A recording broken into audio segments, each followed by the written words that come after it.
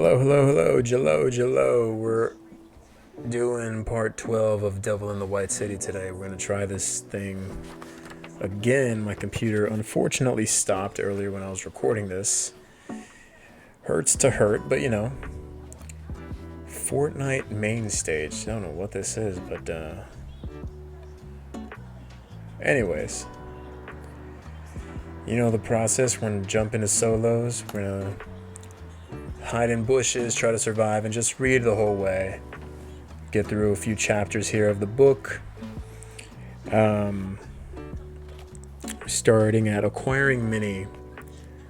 We can go ahead and begin. For Holmes, despite the persistent deep cold of the first 2 months of 1893, things never looked better. With Emmeline gone and neatly disposed of, he was now able to concentrate on his growing web of enterprises. He savored its scope. He owned a portion of a legitimate company that produced a machine for duplicating documents. He sold mail-order ointments and elixirs, and by now had established his own alcohol treatment company, the Silver Ash Institute.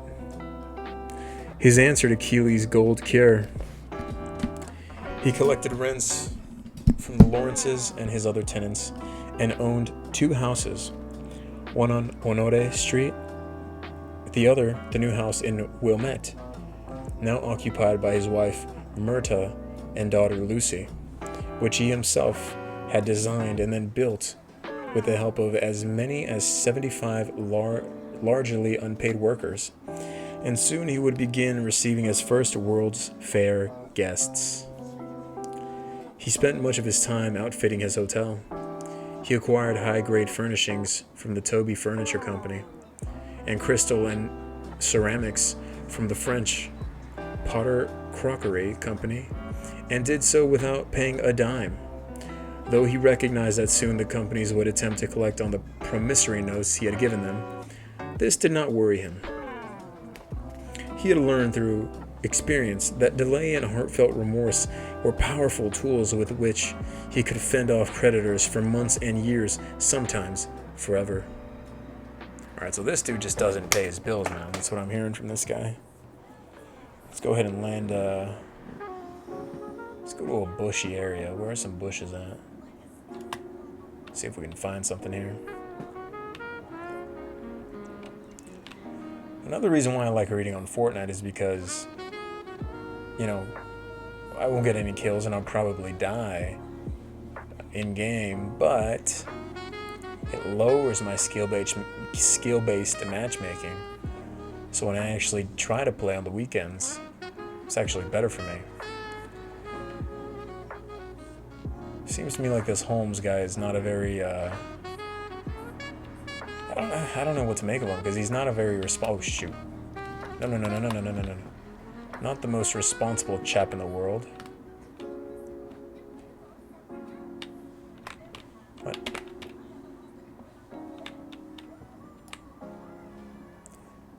I hate this. Alright, it looks like we're already...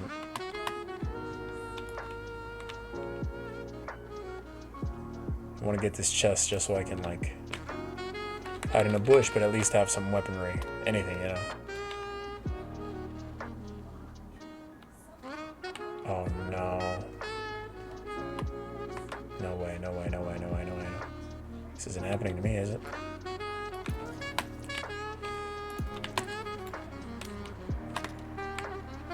Oh, no, not more people.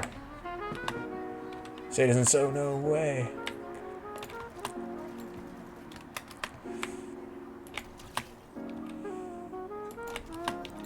Okay, now I can go hide in the bush.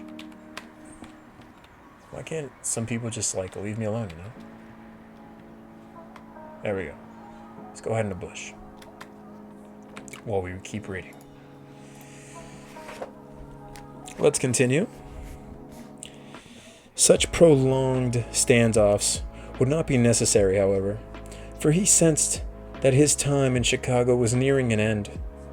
Mrs. Lawrence's questioning had become more pointed, almost accusing, and lately some of his creditors had begun exhibiting an extraordinary hardening of resolve.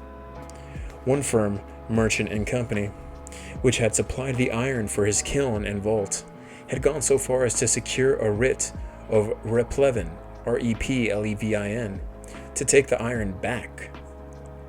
In an inspection of the building, however, its agents had been unable to find anything they could identify conclusively as a merchant product.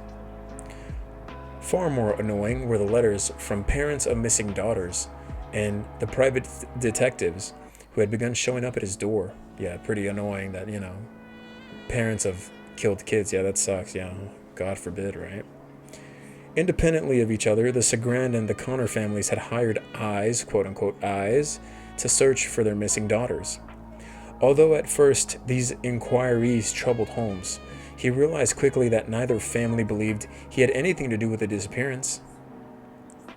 The detectives made no mention of suspecting foul play. They wanted information. The names of the friends, forwarding addresses, suggestions on where to look next.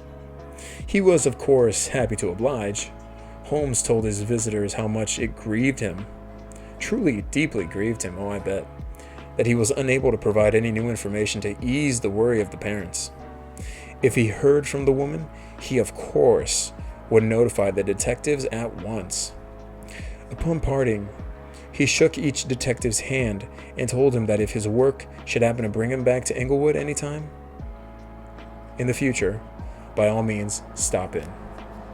Holmes and the detectives parted as cheerily as if they had known each other all their lives. At the moment, March 1893, the greatest inconvenience confronting Holmes was his lack of help. He needed a new secretary. There was no shortage of women seeking work, for the fair had drawn legions of them to Chicago.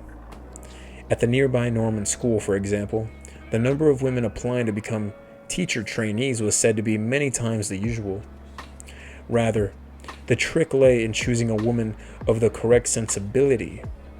Candidates would need a degree of stenographic and typewriting skill, but what he most looked for, and was so very adept at sensing, was that alluring amalgam of isolation, weakness, and need.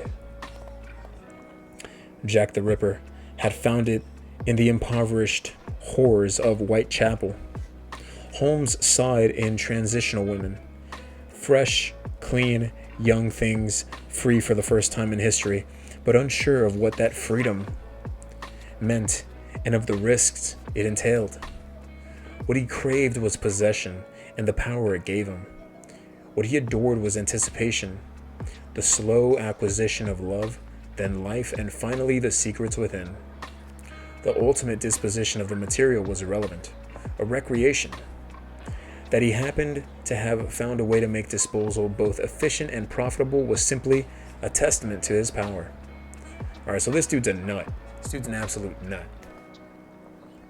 He's just looking for prey. A vulture stuck in a man's body. In March, fortune brought him the perfect acquisition. Her name was Minnie R. Williams. He had met her several years earlier during a stay in Boston and had considered acquiring her even then, but the distance was too great. The timing awkward. Now she had moved to Chicago. Holmes guessed that he himself might be part of the reason. She would be 25 years old by now. Unlike his usual selections, she was plain, short, and plump. Her weight somewhere between 140 and 150. She had a masculine nose, thick, dark eyebrows, and virtually no neck. Her expression was bland, her cheeks full. A baby face, as one witness put it. She didn't seem to know a great deal. In Boston, however, Holmes had discovered that she possessed other winning attributes. Oh. Born in Mississippi, Minnie Williams and her younger sister Anna were orphaned at an early age and sent to live with different uncles. Anna's new guardian was Reverend Dr. W.C. Black of Jackson, Mississippi, editor of the Methodist Christian Advocate. Oh, Jesus. Here we go. Minnie went to Texas, where her guardian uncle was a successful businessman. He treated her well and in 1886 enrolled her at the Boston Academy of Elocution. Elocution, elocution. I like that. He died in the midst of her 3-year program and bequeathed to her an estate valued at between $50,000 and $100,000, about $1.5 to $3 million in 21st century dollars. Damn. Anna, meanwhile, became a school teacher. She taught in Midlothian, Texas, at the Midlothian Academy. When Holmes met Minnie, he was traveling on business under the alias Henry Gordon and found himself invited to a gathering at the home. At one of Boston's leading... Gathering at the home of one of Boston's leading families. Through various inquiries, Holmes learned of Minnie's inheritance and of the fact that it consisted largely of a parcel of property in the heart of Fort Worth, Texas. Holmes extended his Boston stay. Minnie called him Harry. He took her to plays and concerts and bought her flowers and books and sweets, wooing her pathetically easy. Each time he told her he had to return to Chicago, she seemed crushed, delightfully so. Throughout 1889, he traveled regularly to Boston and always swept Minnie into a whirl of shows and dinners. Although what he looked forward to most were the days before his departure, when her need flared like fire in a dry forest. Okay, so this dude was just looking for like... What do we got here? This dude was just looking for like the emotion, like I want you to want me, right? I don't want you, I just want you to want me. I can understand that. Took it to a whole other level, but I can understand it. Where were we? Here we go. After a time, however, he tired of the game. The distance was too great. Minnie's reticence too profound. His visits to Boston became fewer, though he still responded to her letters with an ardor of a lover. A-R-D-O-R, ardor of a lover. Holmes's absence broke Minnie's heart. She had fallen in love. His visits had thrilled her. His departures destroyed her. She was perplexed. He had seemed to be conducting a courtship and even urged her to abandon her studies and run with him to Chicago. But now he was gone, and his letters came only rarely. She gladly would have left Boston under the flag of marriage, but not under the reckless terms he proposed. He would have made an excellent husband. He was affectionate in ways she rarely encountered in men, and he was adept at business. She missed his warmth and touch. Ooh, what do we got here? People near me? Got people? What do we got? What are these clowns doing? Just checking. So this dude's quite the lover. He's quite the Casanova, if you will. I wonder how this girl's gonna end.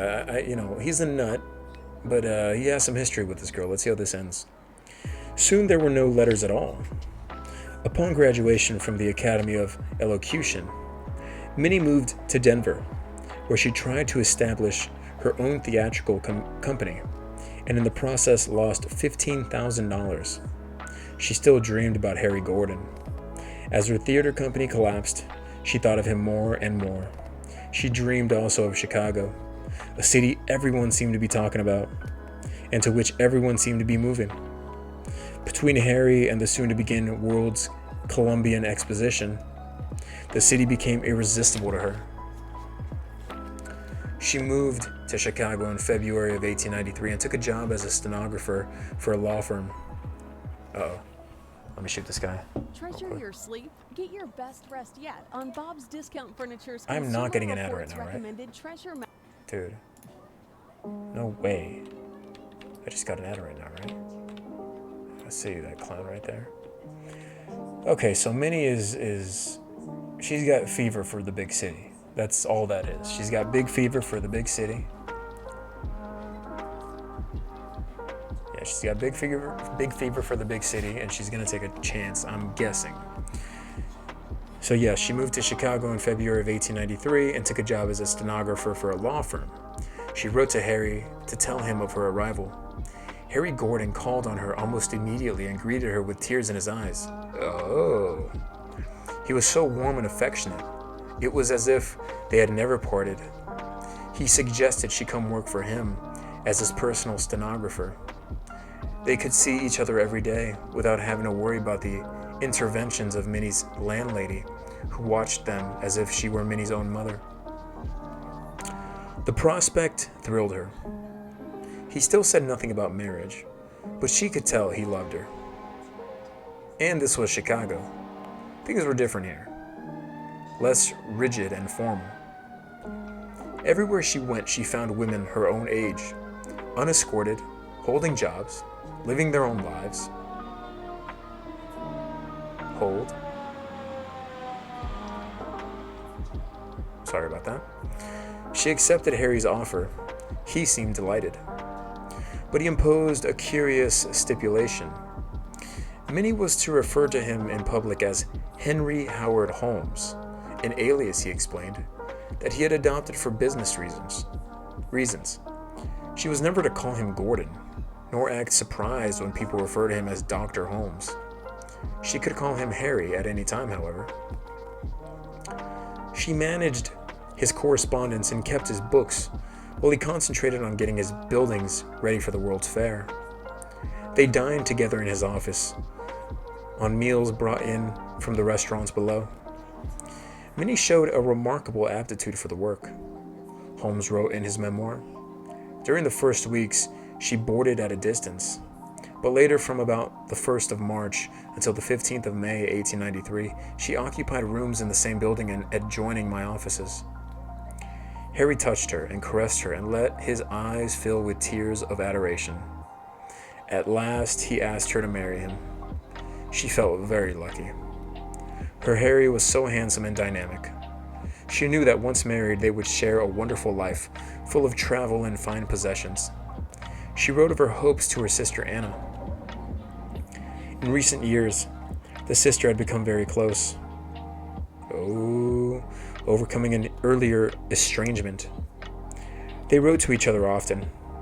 Minnie filled her letters with news of her fast intensifying romance and expressed wonder that such a handsome man had chosen her to be his wife. Anna was skeptical. The romance was advancing too quickly and with a degree of intimacy that violated all the intricate rules of courtship. Minnie was sweet. Anna knew, but certainly no beauty. If Harry Gordon was such a paragon of looks and enterprise, why'd he selected her? In mid-March, Holmes received a letter from Peter Sagrand, Emmeline's father, asking yet again for help in finding his daughter. The letter was dated March 16th. Holmes responded promptly on March 18th with a typed letter in which he told Sagrand that Emmeline had left his employ on December 1st, 1892. It is possible that Minnie, in her role as Holmes's personal secretary, did the typing. I received her wedding cards about December 10th, he wrote. She had come to see him twice since her marriage, the last time being January 1st of 1893, at which point she was disappointed at not finding any mail here for her, and my impression is that she spoke of having written to you previous to that time. Before going away in December, she told me personally that the intention was that she and her husband should go to England on business with which he was connected. But when she called here the last time, she spoke as though the trip had been given up. Please let me know within a few days if you did not hear from her, and give me her uncle's address here in the city, and I will see him personally and ask if she has been there, as I know she was in a habit of calling upon him quite often. He added a postscript in ink. Have you written her Lafayette friends asking them if they have heard from her? If not, I should think it well to do so. Let me hear from you at all events. Alright, this dude is sly. He's trying to play it off as like, oh, I haven't heard from her, but this is what I have heard. She's been around, but I guess she just didn't contact you. Okay, it looks like we're gonna have to move here in about 8 seconds, so let's do that. Someone's right on me, by the way.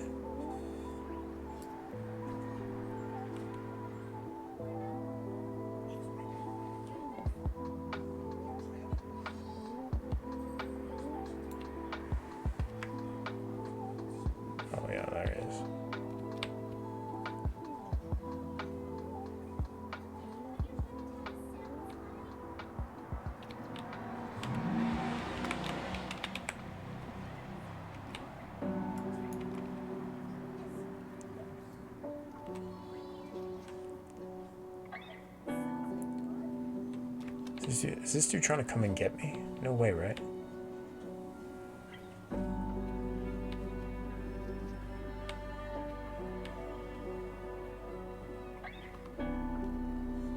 Uh-oh.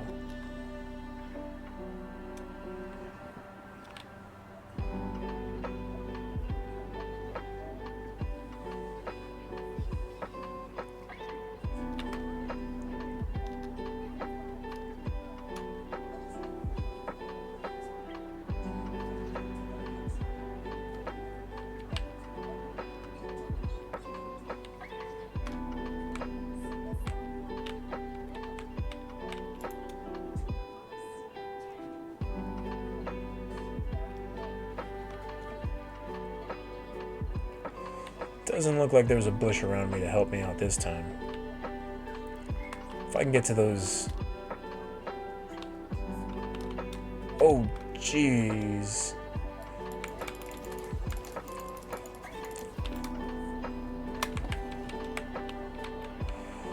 Whoa, whoa, whoa, whoa, whoa, whoa, whoa, whoa. Whoa, whoa, whoa, whoa, whoa, whoa. Whoa, whoa, whoa, whoa, whoa, whoa, whoa, whoa. Whoa, whoa, whoa, whoa, whoa, whoa, whoa.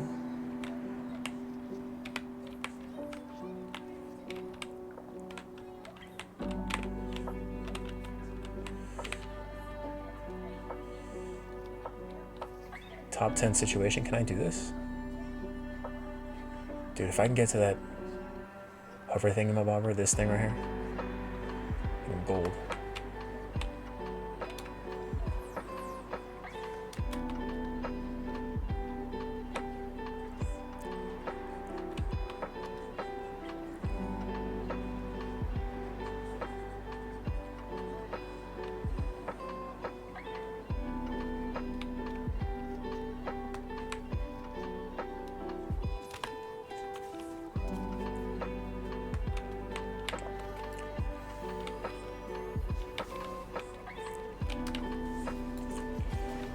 Oh no. You know what? For not trying, I think I got a good kill. So go ahead and spectate this while I read.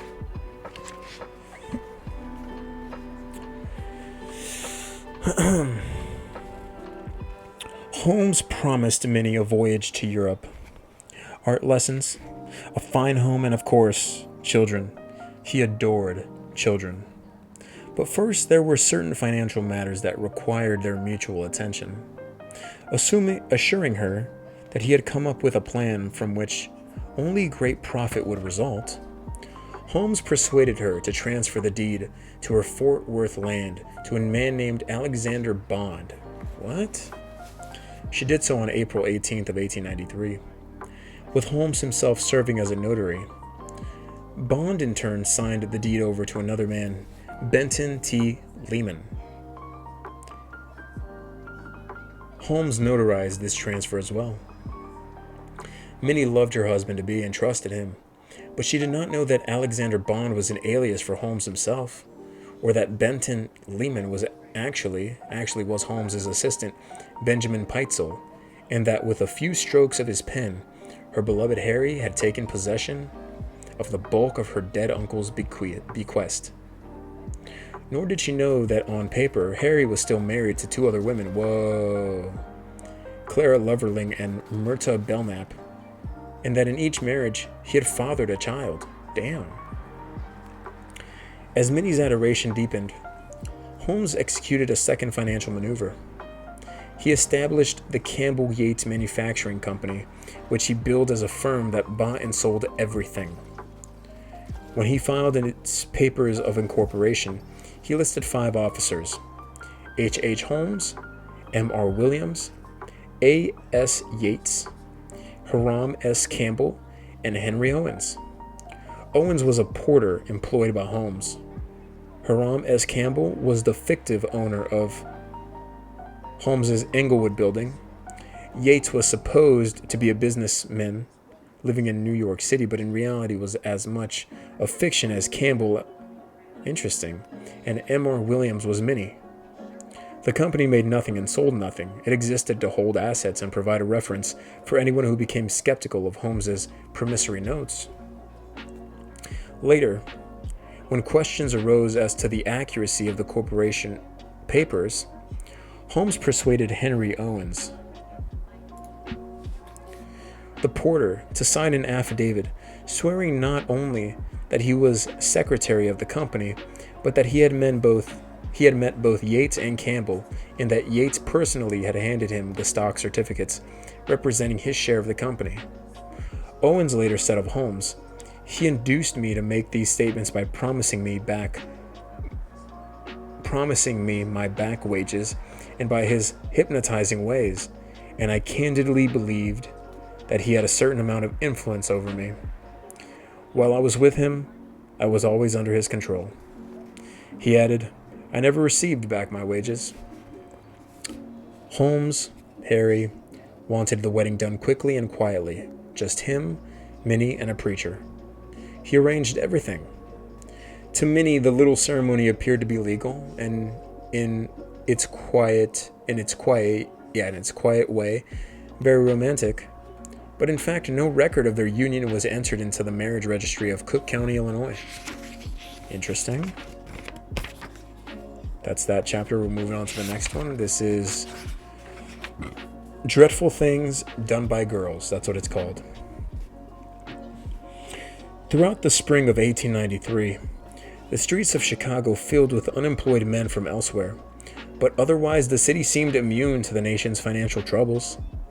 Preparation for the fair kept its economy robust, if artificially so. Construction of the Alley L extension to Jackson Park still provided work for hundreds of men. In the company town of Pullman, just south of Chicago, workers labored around the clock to fill backlogged orders for more cars to carry visitors to the fair. Though the rate of new orders had fallen off sharply, the Union Stockyards commissioned Burnham's firm to build a new passenger depot at its entrance to manage the expected crush of fairgoers seeking a crimson break from the White City. All right. So it definitely looks like this is this fair is, it's getting built, man. Whether they're gonna, make it nice or whether it's gonna be, rigged and, it's gonna have its hiccups here and there because it's not gonna be the most pristine, building in the world, given all the hindrances and whatnot. They're gonna get it done. It seems like they're gonna get it done. How about this Holmes guy, man? I mean, this dude is a nut, man. He's absolutely insane. I mean, he's killed a bunch of women. He's fathered kids with them, by the way. Like that's just, I don't know, man. I don't know. I really don't know what to make of the guy. Looking for redeeming qualities here, and I'm not finding any. Just gonna be honest here. Just gonna loot up a bit, get into a bush. It's always good to have decent loot around you. Just decent. Doesn't have to be great, but decent just in case some clowns want to fight you,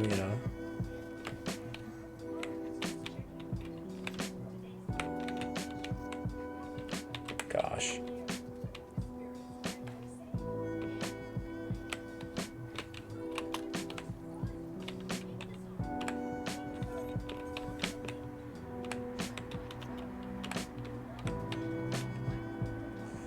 Should I... Yeah, shield bubbles maybe? Nah.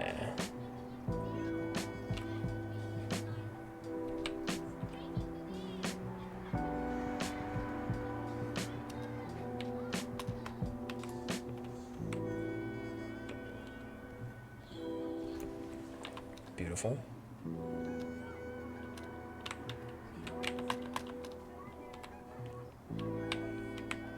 Oh no.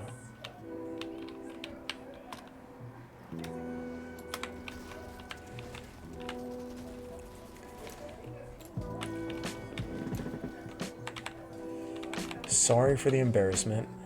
Somebody else is here, so I gotta... Oh, dude, why are people doing this? Oh. I thought those were real players. Just gotta loot up, If I'm gonna practice anything, might as well practice my looting. But how about this guy, man? This dude's a nut. He's killing people. I don't know. I don't know what to make of it because it's heartbreaking, right? He's got kids with these women, and he's just like in cold blood, killing them, and that's just, I don't know. It doesn't sit well with me. It makes me feel very, how do the kids say, sad? Makes a man feel sad, I hear this chest.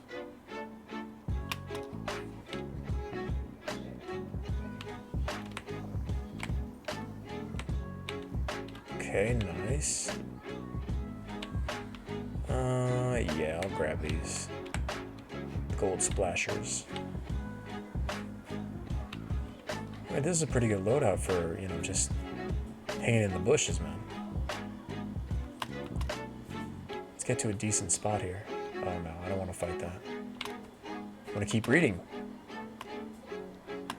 You fellas mind leaving your boy alone? Let's get into a decent position.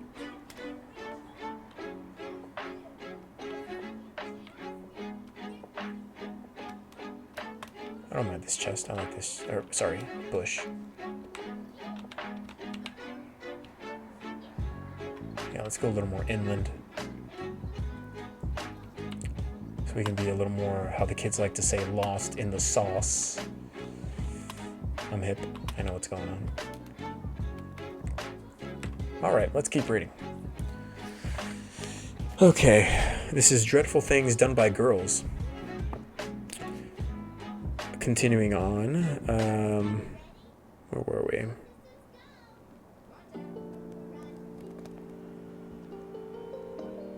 The Union Stockyards commissioned Burnham's firm to build a new passenger depot at its entrance to manage the expected crush of fairgoers seeking a crimson break from the White City. Downtown Montgomery, Ward installed a new customer's parlor where excursive fair visitors could loiter on soft couches while browsing the company's 500-page catalog. New hotels rose every day. One entrepreneur, Charles Killer, what a last name, Charles Killer, believed that once his hotel opened, money would be so plentiful it would come a running uphill to get into our coffers. All right, a little confidence there. At Jackson Park, exhibits arrived daily in ever-mounting volume. There was smoke, clatter, mud, and confusion, as if an army were massing for an assault on Chicago. Caravans of Wells Fargo and Adams Express wagons moved slowly through the park, drawn by gigantic horses. Throughout the night, freight trains huffed into the park.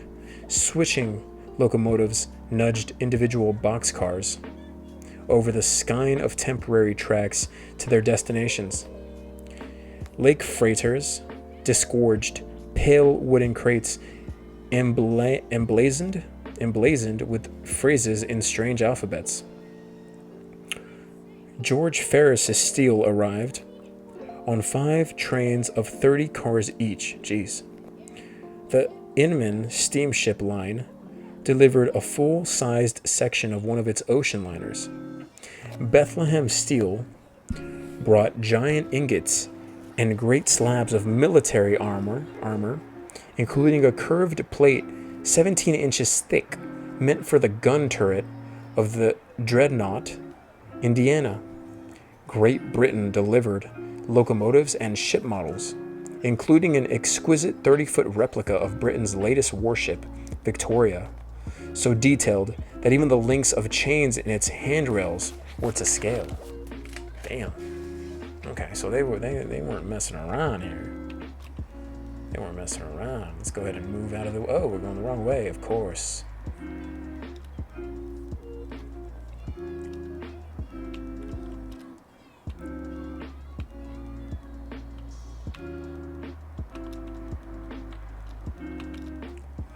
Let's look for a nice bush to settle down and get cozy in. You know, that's what I'm all about, getting cozy. Getting cozy, are we?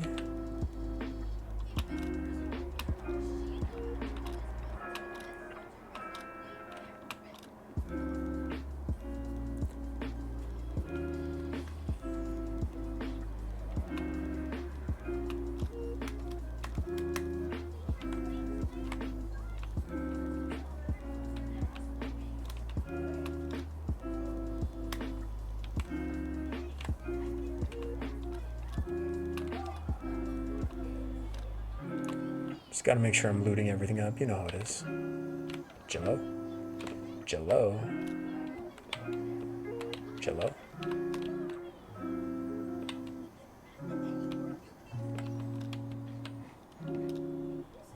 You never know. Let's go ahead and get into a bush.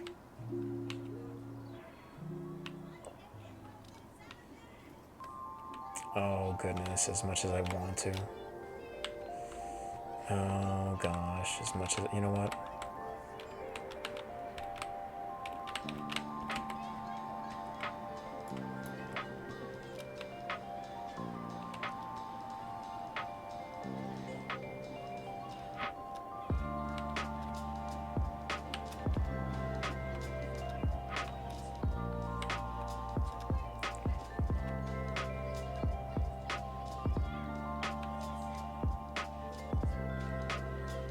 If you see a good healthy bush I can rest my head on, let me know.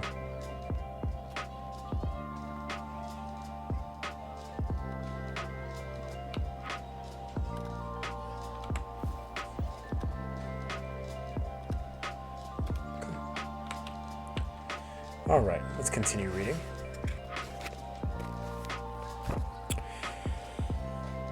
From Baltimore came a long dark train that chilled the hearts of the men and women who monitored its passage across the prairie, but delighted the innumerable small boys who raced open-jawed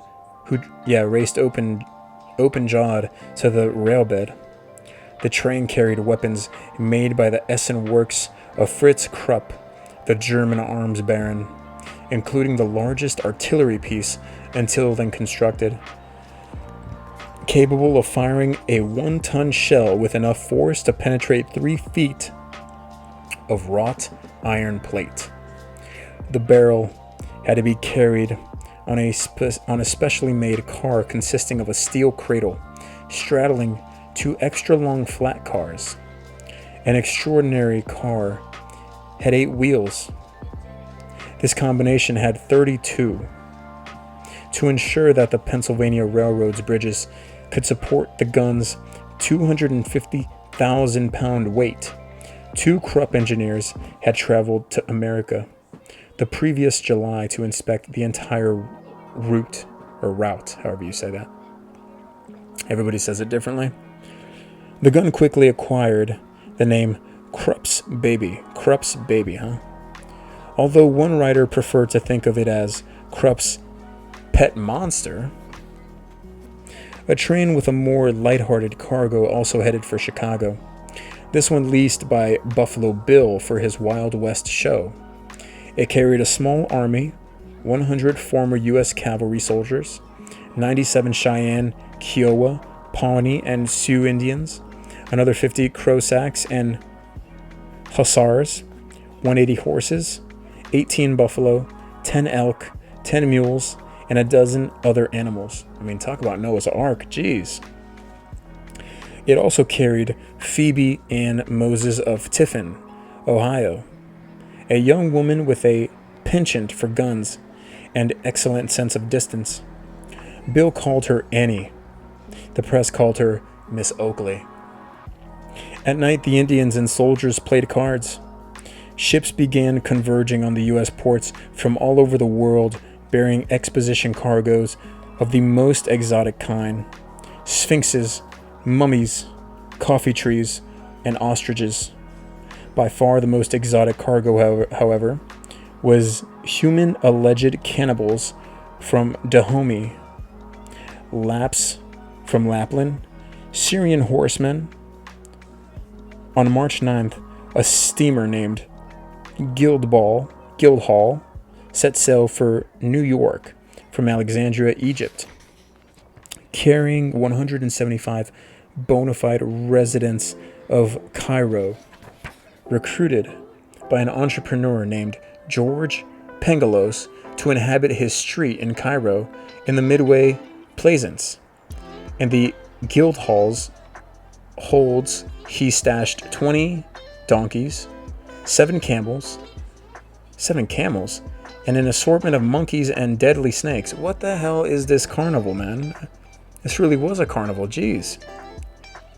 His passengers list included one of Egypt's foremost practitioners of the danse du ventre, the young and lushly feminine Farida Mazar, destined to become a legend in America. Okay, let's go ahead and let's reestablish a new bush to hang out at.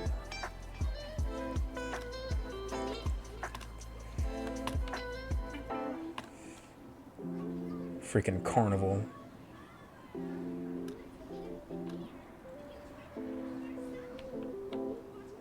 This carnival has me questioning everything about life right now. Like, they brought what to it?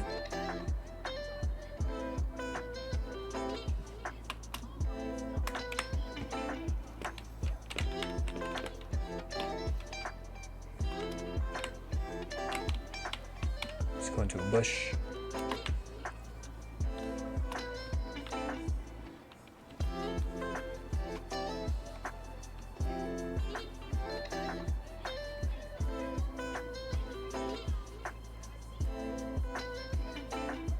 Any bushes around here? Hello? No, it's not.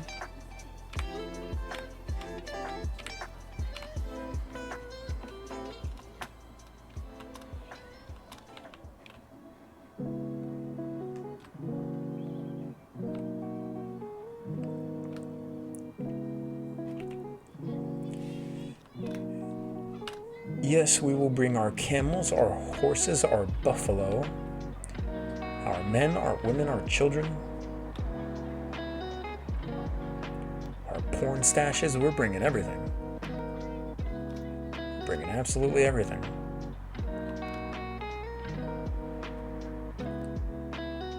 All I'm saying is, man, for a carnival, they went all out, man. I mean, we think Fortnite events are like, lit. Dude, these dudes did not play. I'm looking for a decent bush to hang out at, man. No, I'm gonna have to move from that one.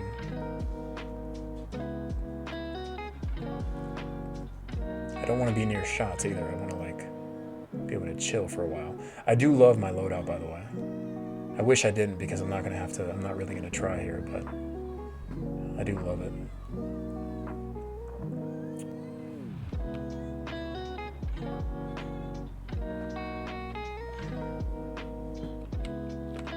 I can chill here for a while.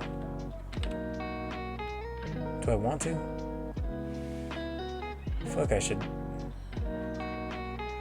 find that bush, The bush is good, man. The bush gets a lot of hate, but the bush is good. Alright, we got 20 seconds. We can take a little pause for the cause, 15 seconds, just to see, if we're gonna have to move again. What's going on here? Little geyser. Top 12 situation. Oh my gosh, we're gonna have to move like a mo. Oh no. Oh no.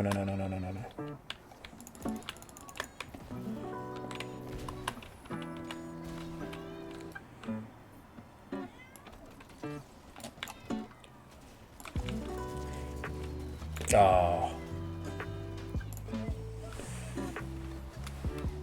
Didn't notice him until late. Oh, this dude's in the water? Jeez. You can watch this top 10 situation. Let's continue.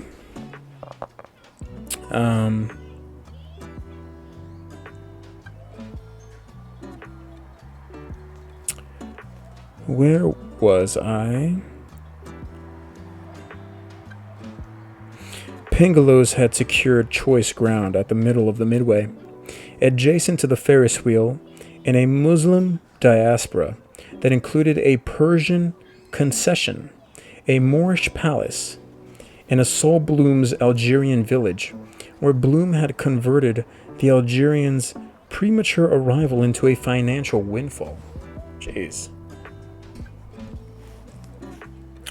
Bloom had been able to open his village as early as August of 1892, well before dedication day, and within a month had covered his costs and begun reaping a generous profit. The Algerian version of the danse du ventre had proven a particularly powerful draw. Once people realized the phrase meant belly dance, rumors spread of half-clad women jiggling away, when in fact the dance was elegant, stylized, and rather chaste. The crowds poured in. Bloom said, "I had a gold mine." With his usual flair for improvisation, Bloom contributed something else that would forever color America's perception of the Middle East. The Press Club of Chicago invited him to present a preview of the Danse du Ventre to its members. Never one to shun free publicity, Bloom accepted instantly and traveled to the club with a dozen of his dancers. On arrival, however, he learned that all the club had provided for music was a lone pianist who had no idea what kind of piece might accompany such an exotic dance. Classic Americans with their, they probably had no idea. Oh, dude, you're shooting rockets at what? Did everybody just see Sabrina shoot rockets at nothing? Sabrina, you're at 1 health. Dude can turn and literally just breathe on you.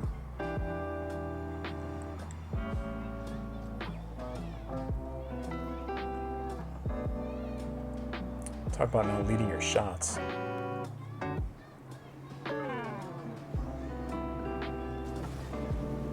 Shohei Ohtani.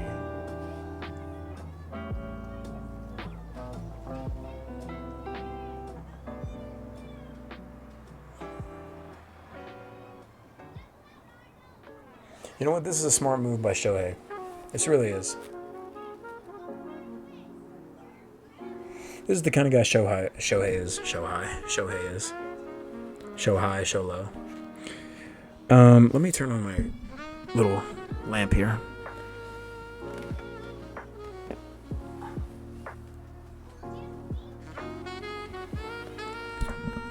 It gets dark, so I gotta be able to see the thing. Anyways, let's continue. Bloom thought a moment, hummed a tune, then plinked it out on the keyboard one note at a time. And then it shows in the book sheet music. So if you've ever seen like a note of a song, if you look up music symbol emoji, that's essentially what they're doing. They're showing you a bunch of sheet music right now.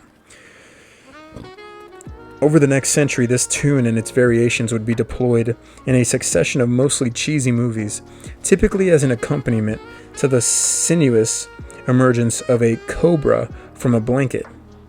It would also drive the schoolyard lyric, "And they wear no pants in the southern part of France." Jeez. Bloom regretted his failure to copyright the tune. The royalties would have run into the millions. Sad news arrived from Zanzibar. There would be no pygmies.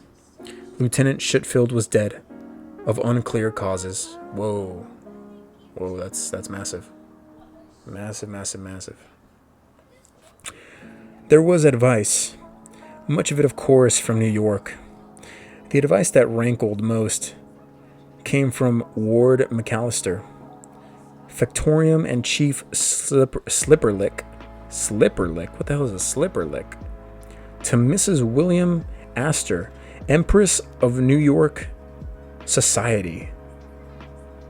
Appalled by the vision conjured by Chicago's dedication day of creme and rabble mixing in such volume and with such indecorous propinquity. All right, relax with the big words.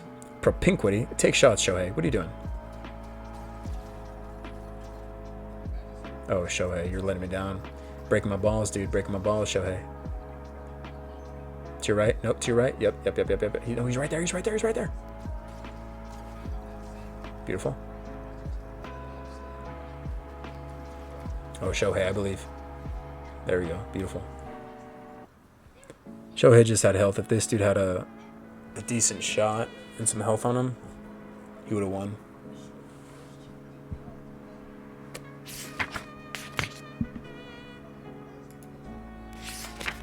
Gonna check how much we have for this chapter left. Alright, looks like we can do 1 or 2 more games before we end this thing.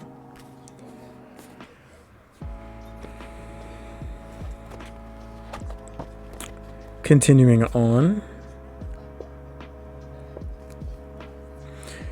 McAllister, in a column in the New York World, advised, "It is not quantity but quality that the society people here want. Hospitality, which includes the whole human race, is not desirable." Whoa. Okay, so I see what they're saying. It's like it is a racism thing, right? Where it's like, we don't really care who and how many people are represented here. We only want what's good, whatever their definition of good might be, right? That's my interpretation firsthand. That's what I'm thinking. Could be wrong.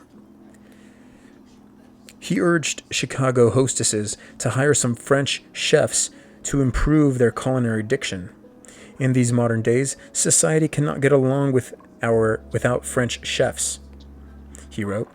The man who has been accustomed to delicate fillets of beef, terrapin pâté de foie gras, truffled turkey, and things of that sort, would not care to sit down to a boiled leg of mutton dinner with turnips. Maybe he would. What do you know? You can't know if you don't try, you know? The thing is, McAllister was serious. Oh, dude, they're about to French up Chicago? Damn, that's terrible. Let's go ahead and land somewhere, see if we can do some of our best work here. Where should we land? I've never been to these pink flowers, these little rosé. Seems very French right here, right? Very French thing to do. Align a bunch of shit, make it look nice for no reason.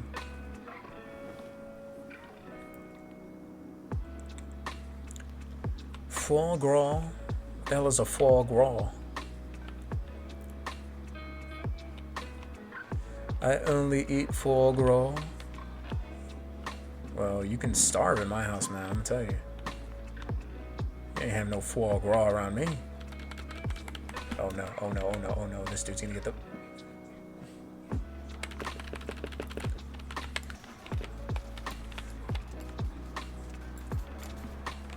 Sorry, dude.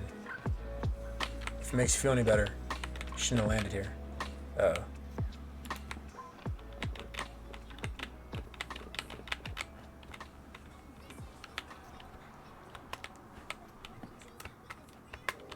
Let's go find a nice bush. Okay, don't want to go that way.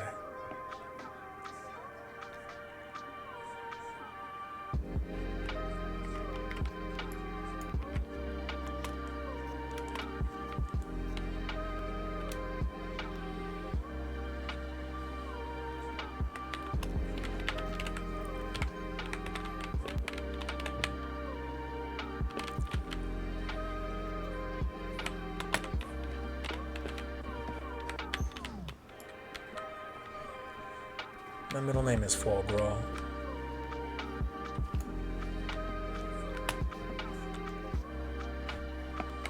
This fucking bush.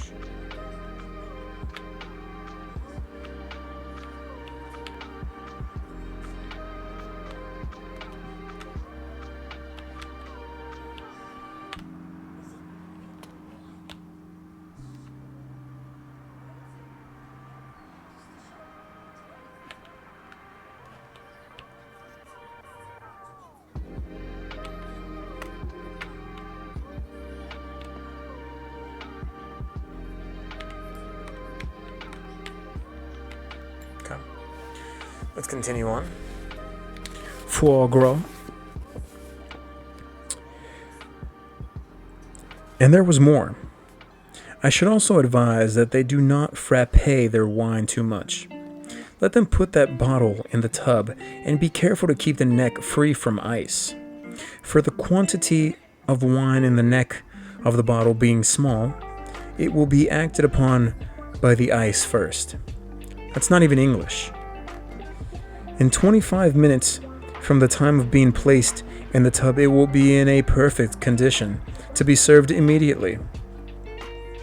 I can smell the jackass in my voice just talking. What I mean by a perfect condition is that when the wine is poured from the bottle, it should contain little flakes of ice. That is a real frappe. It's a real piece of shit if you ask me. Let's continue. To which the Chicago Journal replied, the mayor will not frappe his wine too much. He will frappe it just enough so the guests can blow. Let's continue, hold on. Can blow the foam off the tops of the glasses without a vulgar exhibition of lung and lip power. When did Chicago become so foo-foo? His ham sandwiches, sinkers, and Irish quail, better known in the Bridgeport vernacular as pig's feet, will be triumphs of the gastronomic art. Gastronomic art. The art of farting. Gastronomic. Oh, dude, that's genius. Gastronomic art. You ever notice that art and fart are only one F away? Food for thought. One Chicago newspaper called McAllister a mouse-colored ass. That sums it up. Yeah, that's pretty good. Chicago delighted in such repartee, for the most part. On some level, however, McAllister's remarks stung. McAllister was one particularly snooty voice, but it was clear to everyone that he spoke with the sanction of New York's blue bloods. Among Chicago's leading citizens, there was always a deep fear of being second class.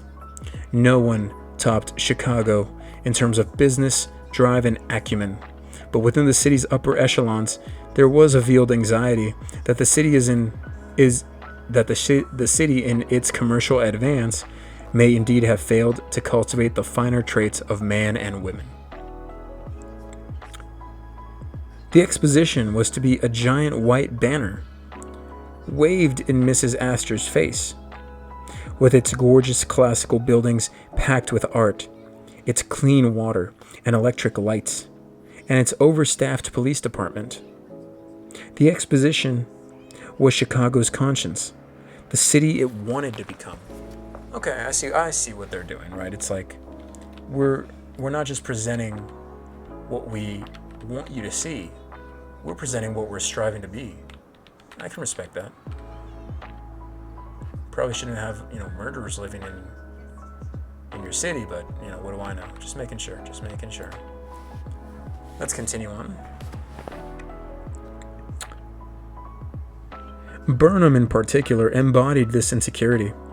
Denied admission to Harvard and Yale and the right beginning, he had become a self-conscious connoisseur of fine things. Oh, for fuck's sake, no way. Yeah, you can really taste the evolution. Yeah, you can really taste the plastic on this ink. It's interesting. I'm one of those guys. He arranged recitals at his home and office and joined the best clubs and collected the best wines and was now leading the greatest non-military campaign in the nation's history. Even so, the social columnists still did not write about his wife's dresses, when he and she attended the opera, the way they described the nightly couture of Mesdames, Palmer, Pullman, and Armoire. The fair was to be Burnham's redemption, and Chicago's outside peoples already concede our material greatness, and that we are well nigh, NIGH, supreme in manufacturers and commerce, he wrote. They do, however, claim that we are not cultivated and refined to the same extent. To remove this impression, the thought and work of this bureau had been mostly bent from the start. Advice arrived almost by the bookful. An author named Adelaide Hollingsworth chose to honor the fair with more than 700 pages of it, which she published early in the year under the title The Columbia Cookbook. Although her book did include compelling recipes for Scrabble, ox cheek, and baked calf's head, and tips for the preparation of raccoon, possum, snipe, plovers, and blackbirds for blackbird pie. Ah, yes, of course. How could I forget? And how to broil, fricasse, stew, or fry a squirrel. It was much more than just a cookbook. Hollingworth billed it as an overall guide to helping modern young housewives create a peaceful, optimistic, and sanitary household. Interesting, okay. The wife was to set the tenor of the day. I like that. The breakfast table should not be a bulletin board for the curing of horrible dreams and depressing symptoms, but the place where a bright keynote of the day is struck. Ooh, hold on. Let me highlight that. Where's my pen? Good thing I got pens on hand. That's a beautiful. That is beautiful. Wow. Wow. That's a. Damn. Next time, women want to know why it's important to be in the kitchen. This is why. I mean, you just said it. Beautifully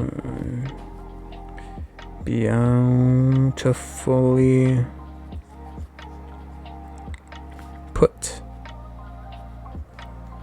I'll make a little note. How far into the video am I on this? Where is this? This is at hour and 2 minutes. Okay, hour and 2 minutes. Read this. Got it. I'm gonna reread that. Hollingsworth billed it as an overall guide to helping modern young housewives create a peaceful, optimistic, and sanitary household. The wife was to set the tenor of the day. The breakfast table should not be a bulletin board for the curing of horrible dreams and depressing symptoms, but the place where a bright keynote of the day is struck. In places, Hollingsworth's advice revealed, by refraction, a certain Victorian raciness in a segment on how best to wash silk underwear. She advised, if the article is black, add a little ammonia instead of acid to the rinsing water. One of the most persistent problems of the day was offensive feet, caused by the prevailing habit of washing feet only once a week. To combat this, Hollingsworth wrote, take 1 part muriatic acid to 10 parts of water. Rub the feet every night with this mixture before retiring to bed. To rid your mouth of the odor of onions, drink strong coffee. Oysters made the best rat bait. To induce cream to whip, add a grain of salt. To keep milk sweet longer, add a horseradish. Uh-oh. What do we got? Somebody here?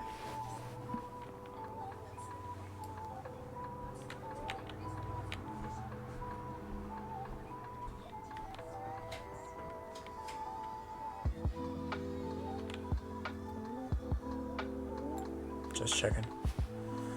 Alright, horseradish to milk. Let's continue.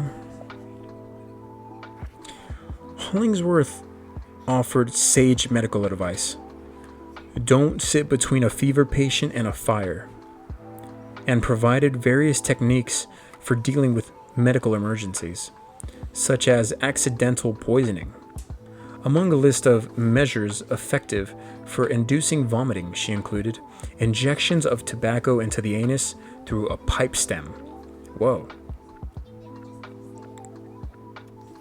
I didn't know that. It's very interesting. Never thought these remedies would have been, commercialized to any degree. Continuing on, Jacob Riis, the New York journalist who had devoted himself to revealing the squalid housing of America's poor, came to Chicago bearing counsel of a greater sort. In March, he gave a talk at Hull House, a reform settlement founded by Jane Addams. St. Jane Hull House had become a bastion of progressive thought inhabited by strong-willed young women. Interspersed, as one visitor put it, with earnest-faced, self-subordinating, and mild-mannered men who slide from room to room apologetically. Clarence Darrow regularly walked the short distance from his office into the rookery to Hull House, where he was admired for his intellect and social empathy, but disparaged privately for his slovenly dress and less than exemplary hygiene. Keep your teeth clean, kids. At the time of Rees's talk, Rees and Adams were two of the best known people in America. Rees had toured Chicago's foulest districts and pronounced them worse than anything he had seen in New York. In his talk, he noted the fast approach of the exposition and warned his audience, "You ought to begin house cleaning, so to speak. Get your alleys and streets in better condition. Never in our worst season have we had so much filth in New York City." You can tell this book was written a long time ago. In fact, Chicago had been trying to tidy itself for some time and had found the challenge monumental. The city stepped up its efforts to remove garbage and began repaving alleys and streets. It deployed smoke inspectors to enforce a new anti-smoke ordinance. Newspapers launched crusaders against pestilent alleys and excess smoke and identified the worst offenders in print. Among them, Burnham's newly opened Masonic Temple, which the Chicago Tribune likened to Mount Vesuvius. Interesting. Carrie Watson, Chicago's foremost madame, decided her own operation merited a little sprucing up. Her place already was luxurious, with a bowling alley where the pins were bottled of chilled champagne. But now she resolved to increase the number of bedrooms and double her staff. She and other brothel owners anticipated a big spike in demand. They would not be disappointed, nor apparently would their clients. Later, a madame named Chicago May recalled the boisterous year of the fair with a cringe. What dreadful things were done by some of the girls. It always made me sick even to think of them. The mere mention of the details of some of the circuses is unprintable. I think Rome, at its worst, had nothing on Chicago during those lurid days. You probably know Vistaprint for business cards, but did you know we print everything you need to brand your business? We print banners and signs that... Oh, that's crazy. Did you know I don't give a fuck? Get off my screen, bro. Wait, gotta shoot this guy. Oh, shit. This ad got me killed. I would have had that dude dead. Easy. This effing ad. What was that ad? Whatever that ad was, go back and watch it. Never buy their product. It's just it's a trust me thing, man. It's a trust me. It's like, if they're showing up at the worst, most inopportune times, chances are, in life when you need them, that they're not going to work for you, right? Causation, I'm just saying.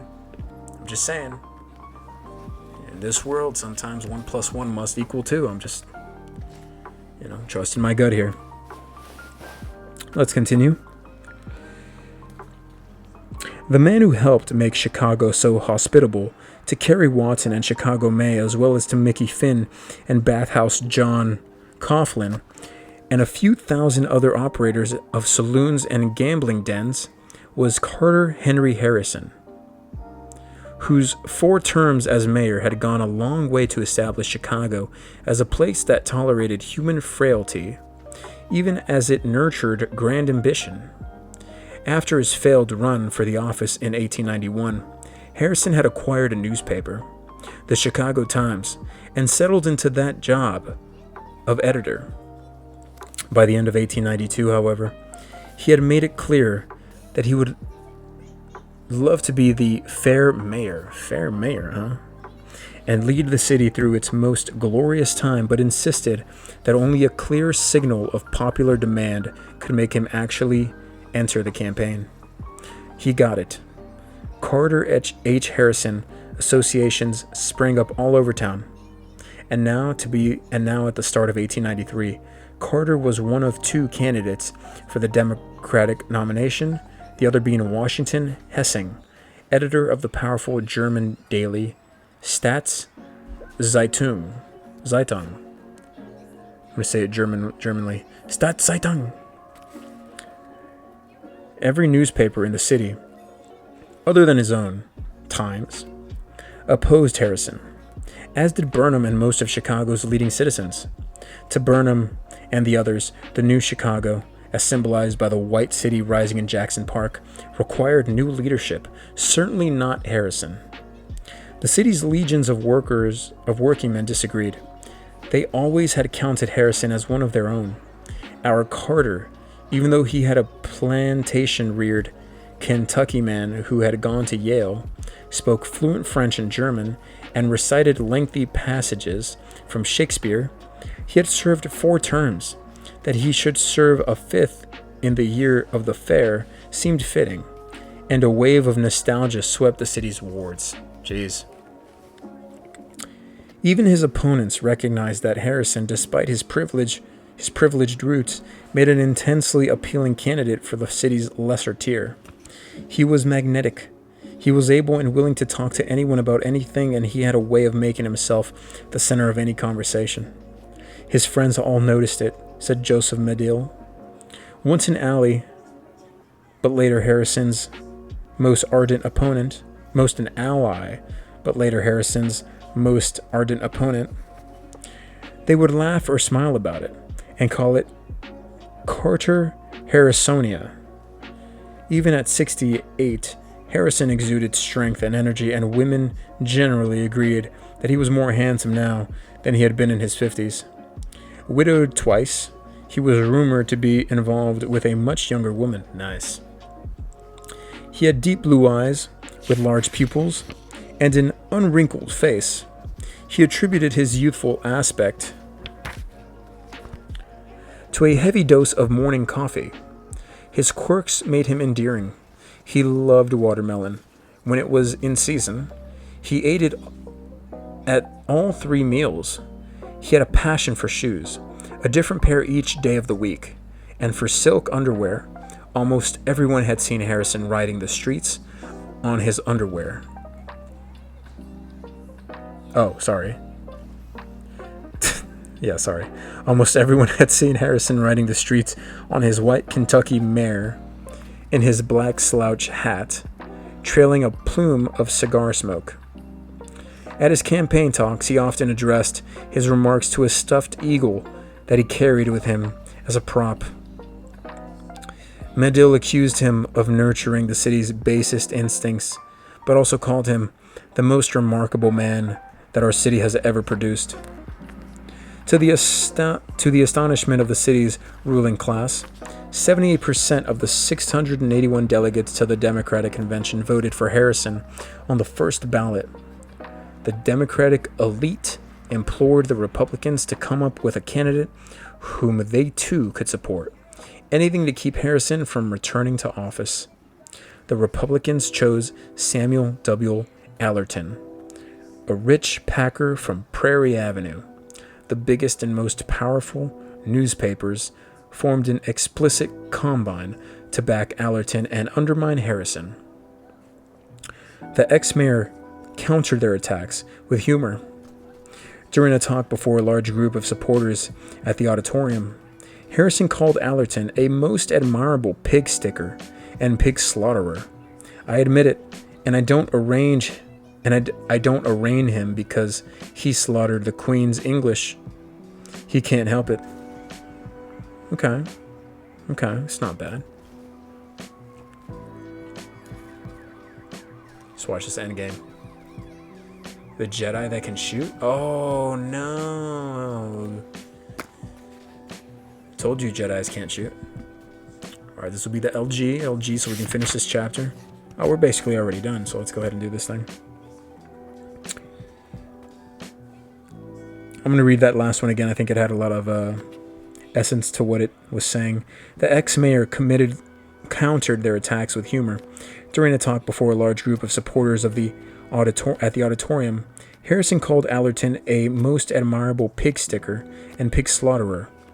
I admit it, and I don't arraign him because he slaughtered the Queen's English. He can't help it. Harrison rapidly gained ground. So this dude was just like, who is this clown? You know, he just dismissed him. It didn't matter. Patrick Prendergast, The young mad Irish immigrant took pride in Harrison's renewed popularity and believed his own efforts at promoting the ex-mayor for re-election had a lot to do with the campaign's new momentum. An idea came to Pendergast. Just when it entered his brain, he could not say, but it was there, and it gave him satisfaction. He had read extensively into law and politics and understood that political machines operated on a first principle of power. If you worked to advance the interests of the machine paid you back. Harrison was in his debt. Ooh, okay. Power, talk about power. Benefit the machine will benefit you. What is that at? 116. Okay, so 102 and 116. I'm making those bookmarks. 102 and 116. What's going on, Bubba? How you doing? I'm almost done reading this chapter, right? I'm almost done reading this chapter. Don't worry. I'm going to be right with you. I'm going to read that last one again. First principle of power. If you worked to advance the interests of the machine paid you back. Harrison was in his debt. Wow. What a sentence. I mean, yeah, principle of power. I'm not, I'm not going to debate that. That's absolutely the principle of power. Jeez, man. That's unbelievable.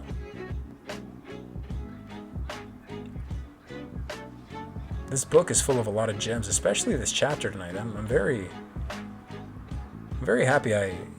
Normally I read these and sometimes, the chapters get a little dense. It feels like there's not a lot of substance to it, just a bunch of blah blah hoopla, if you will.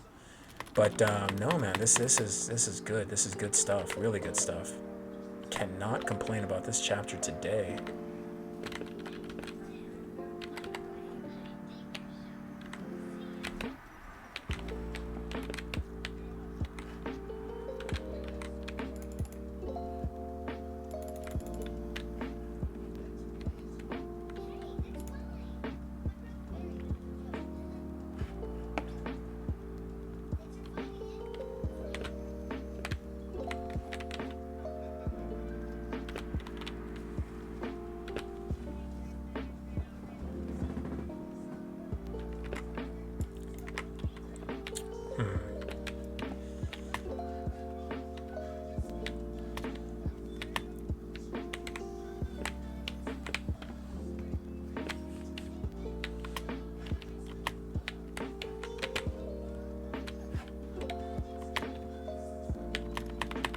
Cruising on down Main Street, you're relaxed and feeling good.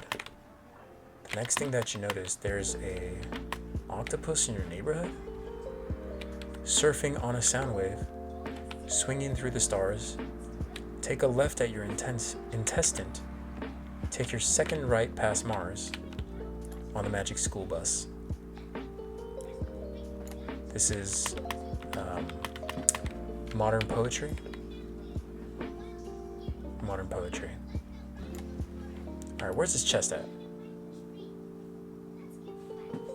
Alright, this isn't funny anymore. Where is it at?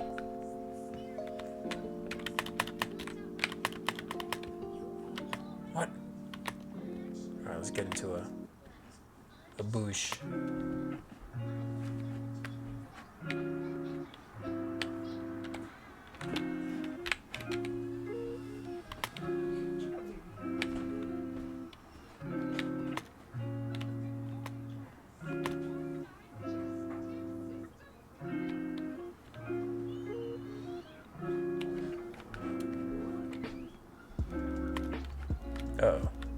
Problems?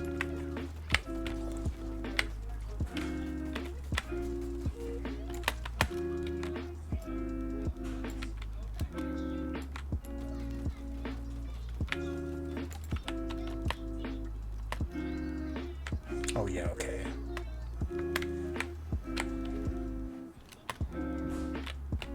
I see. Don't worry about it.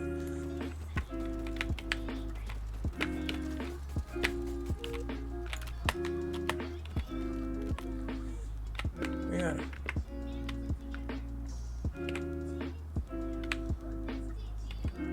Oh, again? Dude, just let me go into the bush. You're not gonna have to worry about me.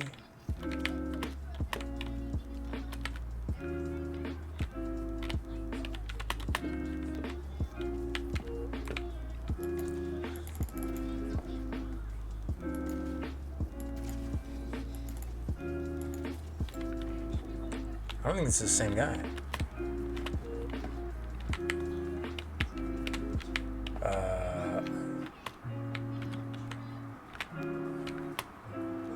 Just gonna double check here, just to make sure.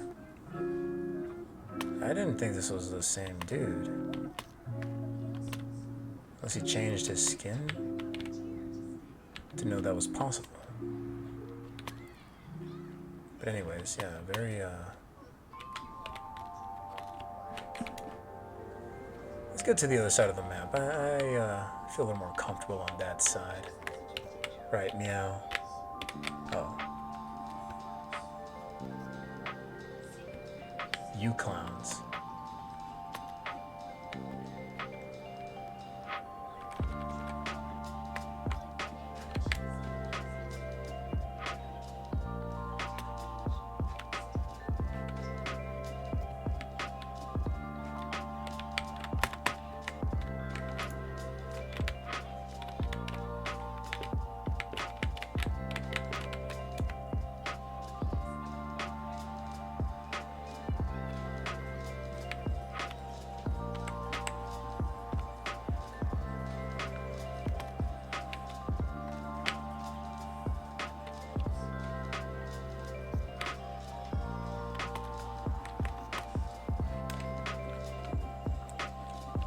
Don't have a lot of bullets here, so gonna have to rotate.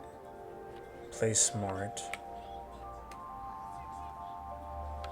Stay away from the big city all I can.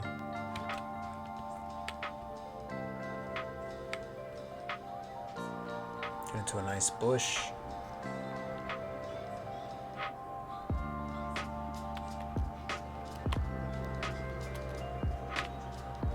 Hopefully get a little ammo maybe.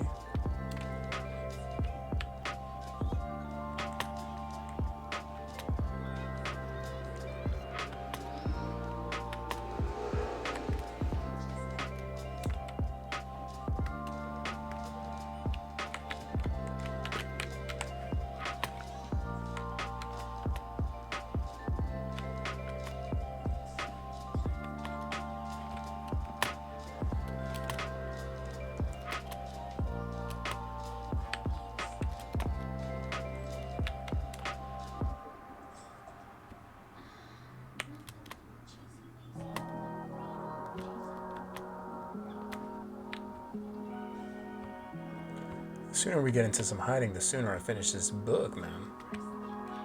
Book's getting good. Book is getting real good. Oh my god, nice. Any ammo for your boy? Ooh, look at that. What do you know? It's a good bush? Yeah, it's a good bush. Alright, let's continue reading on. Just in case. Let's continue. Gonna read that one last time. If you worked to advance the interests of the machine paid you back. Harrison was in his debt. This notion came to Prendergast initially as a glimmer, like the first sunlight to strike the Masonic Tower each morning, but now he thought of it 1,000 times a day. It was his treasure and made him square his shoulders and raise his chin. When Harrison won, things would change. And Harrison would win. The great upwelling of enthusiasm in the wards seemed to assure Harrison's victory. Once elected, Prendergast believed Harrison would offer him an appointment. He would have to. It's the law of the machine, as immutable as the forces that propelled the Chicago Limited across the prairie. Prendergast wanted to be corporation counsel. No more dealing with the newsboys who did not know their place. No more walking in the yellow stew that bubbled between pavers. No more having to breathe the awful perfume of mortified horses left in the middle of the street. When Harrison took office, salvation would come to Patrick Prendergast. The idea caused moments of exultation. Prendergast bought more postcards and sent exuberant notes to the men who soon would be his associates and clubmates, the judges, lawyers, and merchant princes of Chicago. He, of course, sent another card to his good friend Alfred S. Trude, the defense attorney. Uh-oh. My dear Mr. Trude, he began. He intended the next word to be hallelujah, but certain words gave him trouble. In his fever to write, he plunged ahead. Alleluia. Dude just spelled it wrong. He wrote, the attempt of the Herald gang to prevent the manifestation of the popular will has been checked, and Carter H. Harrison, the popular choice, will be our next mayor. The newspaper trust has been ingloriously sat down upon. What do I know about the candidacy of a Washington Hessing poor fellow? He has the tail end of my sympathy. In his present trouble, I hope it will not overcome him, and the noble newspaper trust. Glory to the Father, Son, and Holy Ghost. He rambled on for a few more lines, then closed. Friendship is the true test of character, after all. Sincerely, P.E.J. Prendergast. Alright, so I'm gonna take a wild guess and say this dude was like counting his eggs before they hatched, right? I mean, he was counting the chickens. He was counting the chickens before they hatched. Sorry, I know I heard gunfight over here, so there's gotta be people. Counting his chickens before they hatch, and this dude is, from what I can tell, gonna be sadly disappointed. You know, that seems like what it's gonna be. But we'll have to read on and detail a little more.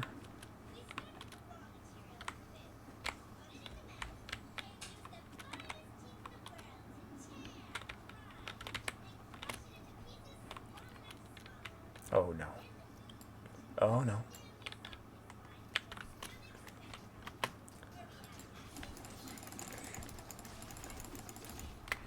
Oh yeah, right. This dude bailed himself out. Where'd he go?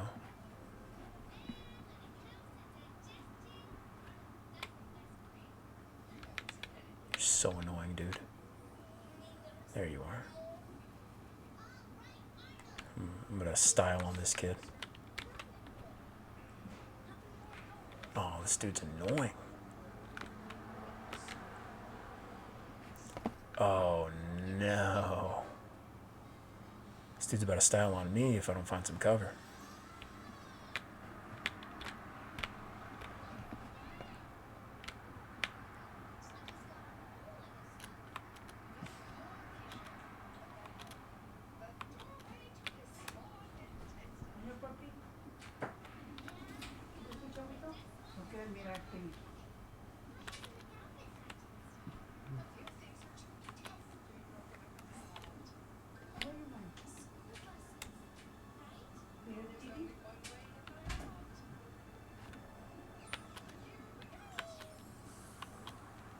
Hoping this has a little bit of ammo.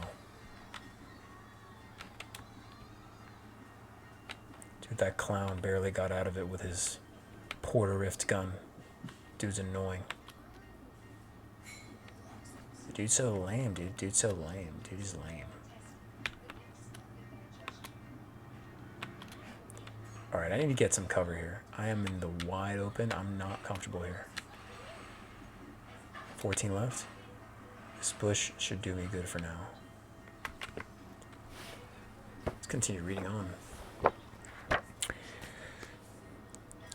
Again, something in the card drew Trude's attention.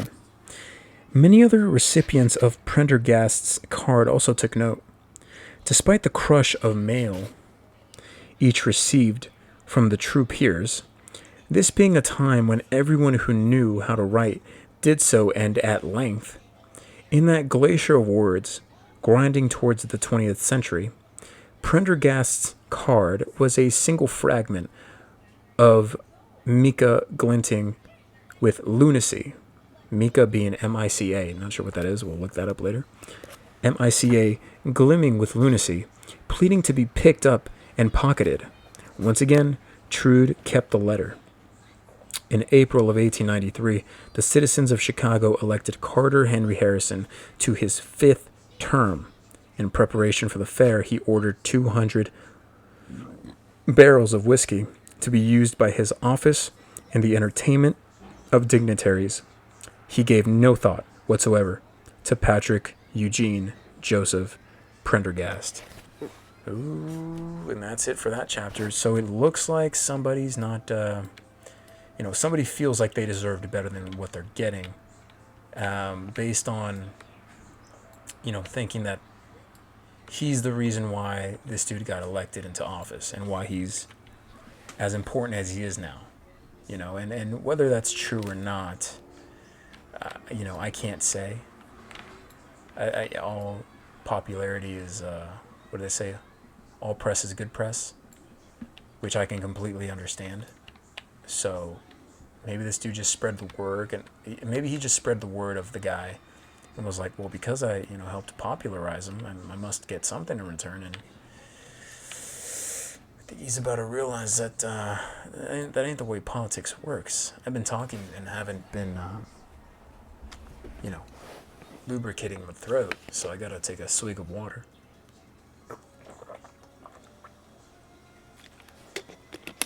The lo-fi has turned off, which means this is going over like an hour 20 or whatever. So this would be the LG, and this would be the last game.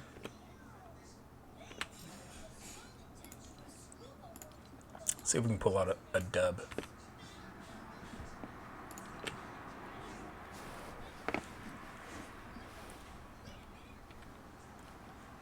I don't have any AR ammo, and that's kind of what's making me a little nervous. A little nervous. Get to that bush, have some building cover. This is risky, risky, risky. This is risky like drinking whiskey.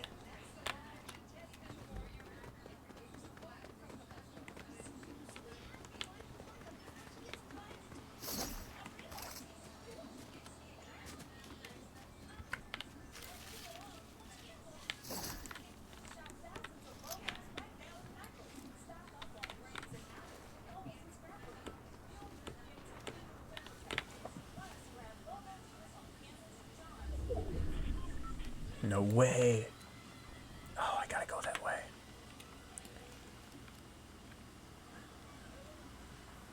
Damn.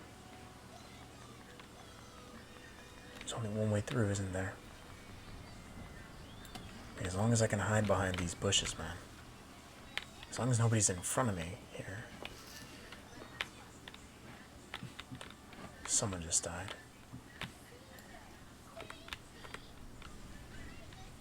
Yeah, there it is.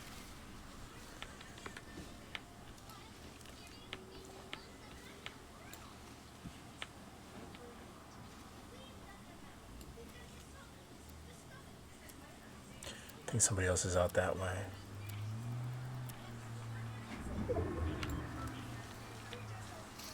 Please don't see me.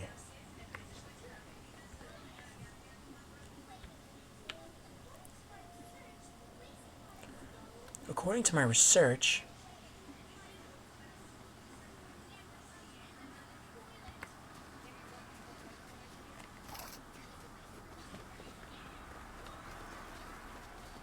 really got to be careful here.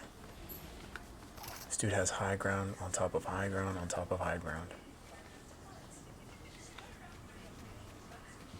If I can grab a little AR ammo here, a better spot than I normally would be.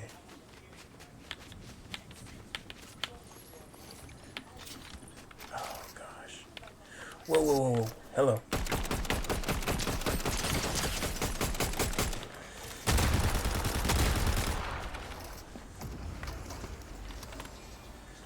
This dude just dipped out. What a puss.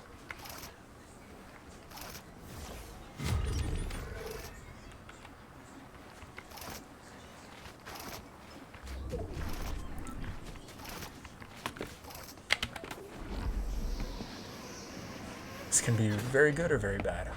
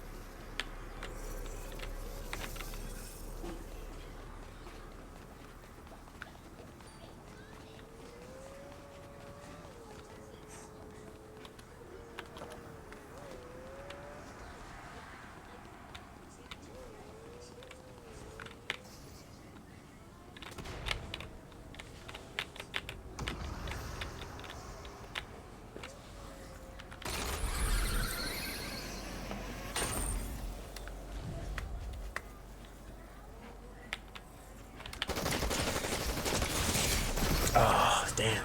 Didn't see him. Didn't see him. Didn't see him. Alright, GG's. That's been part 12 of Devil in the White City. Thanks for watching. You can spectate these clowns if you want, but really there's no point because they fucking blow. Alright, thanks for watching. See you next time.